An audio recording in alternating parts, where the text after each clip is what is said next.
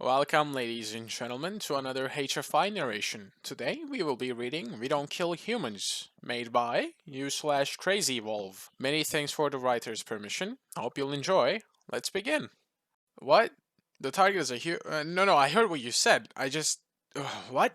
There's no way in the galaxy anyone could be that monumentally stupid. I was led to believe that the Black Hand assassins could kill anything. You keep that name out of your tri-stammed mouth around here, whelp. We had to abandon that name after the bad deal with the Dalpin Empire years ago. I don't care about any empire. I want you to kill a human. The assassin's mandibles clicked angrily in agitation. We don't take contracts to kill humans.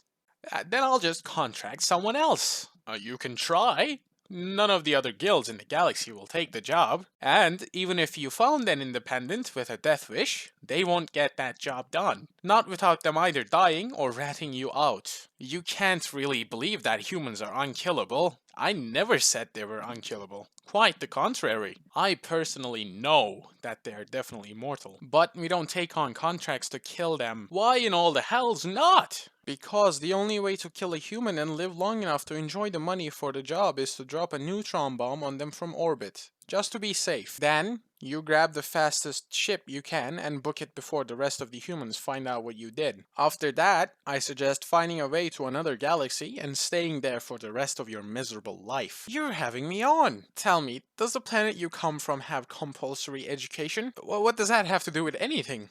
Indulge me. Yes, 10 years of basically teaching our young how to be as obedient as a Rostian drone. Sounds about right for any government-run public education. You learn any history lessons there? Some. They must not teach galactic history then. Sit, buy a round, and I'll tell you why no assassin worth their blade will take on a contract to kill a human. The drinks were ordered, and the old assassin took a long drag from his before he turned to his new drinking companion. You remember I mentioned the Dalpin Empire? Yes, what of it? Do you know what happened to them? Their empire broke after they poured too many resources into trying to tame a death world. That death world is the human cradle world. And the planet didn't break the Deplon, the humans did. How? The assassin took another long drag of his beer. The Dalpon Empire used to rule this half of the galaxy. Hundreds of species and civilizations held in thrall or crashed into dust. Serve or die. That was the Dalpon way.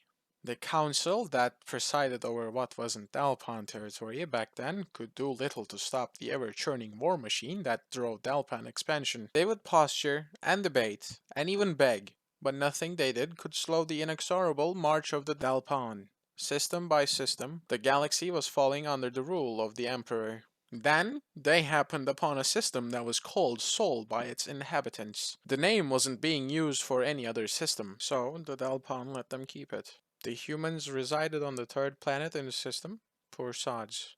They had just started really exploring their home system when the Dalpon came knocking. The humans were divided into various socio-economic groups that they called countries. This made it easier for the Dalpon as the fractured nations of humans were slow to respond. And the Legion swept across the land without their next target being any wiser about their doom approaching, thanks to the communication jammers. Despite all these disadvantages, the humans resisted mightily. One galactic standard month. That's how long it took for the Dalpon to claim dominion over the planet. Most pre-FDL worlds fell within a week, but those humans fought like demons, especially when the remaining countries finally figured out that they were being invaded. They even managed to bring the Dalpon ground troops to a halt once, before reinforcements were dropped and the last bastion of resistance fell. From there, it was the usual boring administrative tedium, splitting the new slaves into work groups and assigning them jobs that would ultimately benefit their new overlords. Many of the surviving humans were farmers and ranchers, so the Dalpon let them do what they were good at. An army marches on its stomach,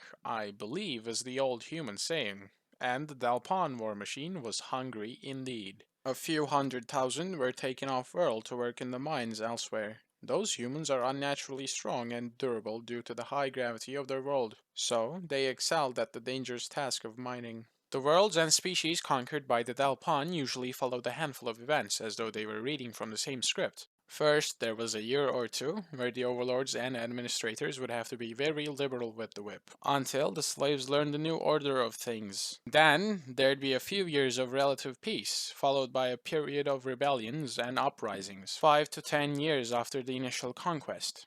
Once those were beaten down, there usually wasn't enough fight left to try again, so the survivors just gave up hope. These humans didn't follow the script.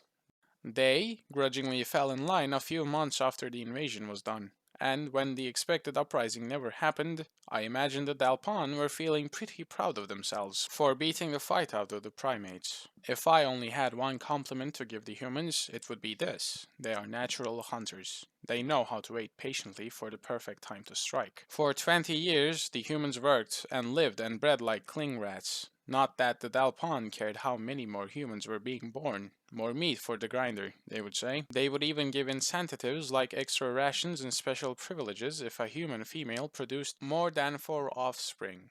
If only the Dalpan knew. The humans weren't breeding more workers, they were growing an army. The human administrators and rulers that surrendered to the Dalpan were at least half fake, puppets, sent to give the illusion of surrender while the real governments hid underground, literally in some cases, and continued to direct their forces. Hidden training camps, nighttime schools, secretly printed pamphlets about how to one day throw off the chains of oppression. Those humans were clever in hiding it all from their overlords. Then, when the Dalpan war front was dozens of systems away on their conquest of the galaxy, it was time. The humans' leaders, long hidden in their secret holes, had been planning wild scraps of stolen Dalpan tech were being meticulously reverse engineered by their scientists. They had been gathering resources for their rebellion since they surrendered. While the Dalpan had been gloating, the humans were preparing.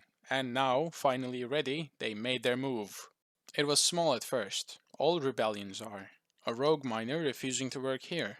A rancher telling his overlord that his entire herd was wiped out by some non-existent disease there. A factory explosion over here. Larger disturbances to production soon followed. The human country of France, with its long history of rebelling against tyrants, would riot in the streets while crying out, "Vive la Revolution!" Don't ask me what in the hells that means. I never bothered learning human languages. A crate of plasma rifles went missing. Then a grav tank wouldn't start. When they popped the hood, they found it to be completely gutted of all power and anti-grav components. The Dalpan leaders thought these problems were beneath them, but still needed addressing, so they called the Black Hand Assassins and other guilds like ours to deal with the rabble-rousers. Our services cost the Empire a tidy sum, I can tell you. That planet of the humans, Dirt, I think they call it, is at least 3 times the galactic average gravity. Every agent we sent had to be fitted with grav-assisted suits, and spent a week after making planetfall getting used to it. At first, our agents thought that the human rebels were ghosts. They could see the after effects of a sabotage, but never any evidence to prove who had done it. They would be patrolling streets, when suddenly the streets would empty. Before the agent could wonder where the humans had all gone, an explosion would rock the street, sometimes taking the agent with it. One of our agents got so angered by the death of a friend that he went to a random, completely unrelated town and started executing humans when they couldn't answer his questions about who was responsible. Unsurprisingly, a mob turned on him after the third execution and tore him to pieces. I can't even blame the Dalpan for not paying the death fee for that one. Our contract was to stop riots, not cause them. The contract was quickly going bad. Sure, we were killing humans like we were being paid to, with the kind of surgical precision we were known for. But what good is money if you can't even make it off-world to spend it? Before long, we couldn't walk on the surface of their planet without heavy escort by Dalpan troops. The humans would strike without warning and fade into the background. On the human continent of Africa, an agent was lured onto the savannah as he was chasing one of the human rebels, only to find himself set upon by a pack of feline predators. Those humans had even wrangled the lesser beast of their world into fighting. The number of agents we lost to the humans' canine companion species cannot easily be counted. And the less I say about the death trap the humans call Australia, the happier I shall be. First, one regional administrative center fell silent, then another. By the time the Dalpan nobles finally took notice of this new problem, the entire planet had fallen silent, and not just Dirt. But anywhere that a human had been taking to work was showing similar signs of resistance. One can only assume that they had been fostering rebellious nations with the other slave species of the Dalpan. The gods may only know how they managed to communicate with each other across the void of space. Before you say anything, yes, the Dalpan did have patrol vessels meandering throughout the region to suppress just this kind of thing, but those had fallen silent too. The humans had gotten spies aboard and either destroyed or captured the vessels. These two were sent to their scientists to be examined, and now, without Dalpan's supervision, the humans uncovered the secret factories and forces they had been cultivating for years. Huge manufactories churning out components for space docks and eventually starships that the newly uncovered launch facilities hurled into the orbit to the tune of several thousands of tons per day. By the time the light response vessels made it to the human space, they were no match for the humble fleet the humans had managed to build with stolen Dalpan technology. It is no falsehood to say that the Dalpan were victims of their own hubris. Every time they lost a response vessel or a patrol fleet, they would just send another. They were too focused on expanding their borders to recognize the rot eating away at their empire from within. When the Dalpan finally got tired enough of the cost of sending light response fleets into the area to pull a conquest fleet from the front, the human world and the next three conquered systems in any direction had fallen silent. When the conquest fleet arrived 10 systems out from Sol, they faced a fleet of not just humans, but all the slave species in the region. After that victory for the humans, the Dalpan Emperor must have been getting nervous. All of his fleets were halfway across the galaxy, and the humans were sat between him and his armies. An emergency call went out for all fleets to immediately recall directly to the Imperial capital, and any guilds like the Black Hand were called in to assist. By that time, we had almost 2/3 of our guild, so we refused the call. It ultimately saved us. The humans, after decades of clandestine operations, were well versed in ferreting out spies and saboteurs within their own ranks. 7 other assassins' guilds were completely wiped out. We knew it was a fool's errand, no matter how much the Empire was willing to pay. While the Dalpan fleet gathered in their home system, plans were made to meticulously spread out and scour the empire of the rebels. This ended up being the final nail in the coffin. You see, while the Dalpan Empire consolidated and planned, the humans spread quickly through the now enemy-free void and went to every subservient species in the empire, threw down the Dalpan administrators controlling them, and gathered them to the cause. Everywhere the humans went, they fanned the flames of rebellion, and the galaxy burned. The ineffective council in the part of the galaxy that had yet to be conquered by the Empire had eagerly joined with the humans in their fight. Throughout the Empire, the oppressed and enslaved were throwing off their shackles by the trillions and raising their fist in defiance. Forge worlds still churned out ships, and Agri worlds still raised crops and livestock. But for the new Galactic Alliance, not for the Dalpan. Cut off from the supply lines that kept the Dalpan Empire running. Internal strife started to take hold within the Imperial forces. Fleets of conquest went out from the Imperial capital, and never made it more than a dozen systems before they were pounced upon by the human alliance. Much like on their homeworld, the humans would strike like lightning and disappear into the black. Try as they did, the Dalpan fleets were never quite able to pin down the humans in a fair fight. This went on for months as the Dalpan legions were slowly bled dry.